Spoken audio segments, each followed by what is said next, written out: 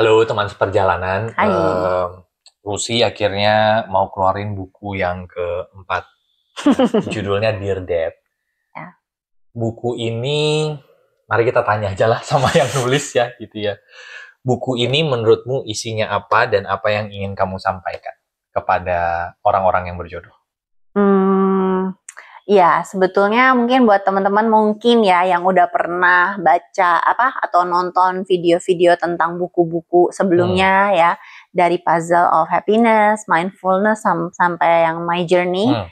Sebetulnya masih sama sih. Kenapa saya menulis itu sebetulnya selalu awalnya adalah untuk saya belajar.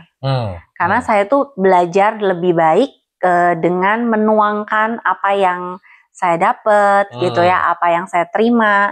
Itu begitu saya bisa tuangkan ke dalam tulisan, itu artinya saya mulai bisa memahami gitu pengetahuan itu. Jadi sebetulnya buku Dear Dad ini lagi-lagi adalah cara saya menuangkan apa yang saya terima gitu. Tapi memang kalau dibuka lebih dalam gitu ya. Sebetulnya Dear Dad ini kan dari judulnya aja ini kayak sapaan kepada seorang ayah gitu ya. Yang saya sendiri sebetulnya cukup bisa dibilang tidak punya banyak pengalaman tentang hubungan anak dan ayah, gitu kan, di kehidupan yang ini gitu. Jadi saya tidak punya banyak perbendaharaan rasa atau pengalaman punya ayah yang bisa diajak ngomong, yang bisa menasehati, mengayomi itu seperti apa sih gitu kan. Sampai akhirnya seiring perjalanan saya menyadari bahwa sebetulnya kerinduan saya terhadap sosok ayah itu sebetulnya adalah kerinduan terhadap sisi maskulin, sisi ayah, sisi bapak yang sebetulnya juga ada di dalam diri saya. Iya. Gitu. Jadi karena kan sebetulnya kita semua adalah semua energi yang kita butuhkan tuh sebetulnya ada di dalam diri kita gitu. Yes. Nah, akhirnya Dear Dad ini sebetulnya muncul dari percakapan-percakapan dari antara saya dengan entah apa sosok yang saya panggil Bapak gitu. Jadi kalau saya punya kegalauan, saya punya pertanyaan, ini kenapa begini, ini sebenarnya bagaimana gitu, itu selalu saya bawa ke dalam, terus saya nanya seperti anak nanya ke bapaknya.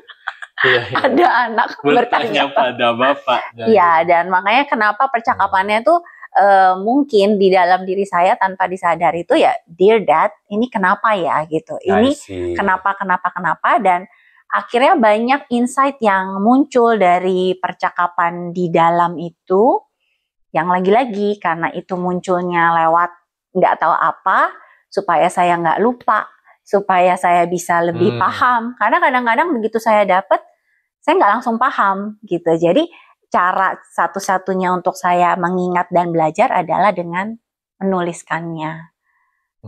Gitu. Nah, jadi ini kumpulan jawaban-jawaban. Kumpulan percakapan antara Rusi dengan apapun itu yang Rusi sebut sebagai bapak.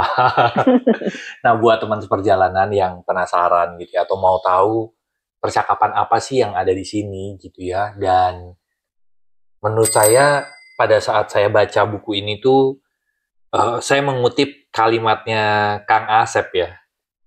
Kita itu nggak seperti membaca buku kalau baca Dear Dad-nya Rusi ini gitu. Kita tuh seperti diajak berwisata rasa. Atau kalau bahasa saya, kita tuh seperti diajak bertamasya rasa gitu. Ada sensasi rasa yang nggak tahu itu rasa apa pada saat membaca, tapi rasanya kita bisa rasakan gitu. Nanti, teman-teman perlu merasakan sendiri gitu perasaannya, karena ada banyak percakapan-percakapan, ada banyak quote-quote yang bukan untuk dibaca, tapi untuk dirasa. Nah, nanti bagaimana teman-teman bisa memiliki buku ini? Nanti gimana caranya? Nanti klik aja kali ya link di deskripsi ya gitu ya.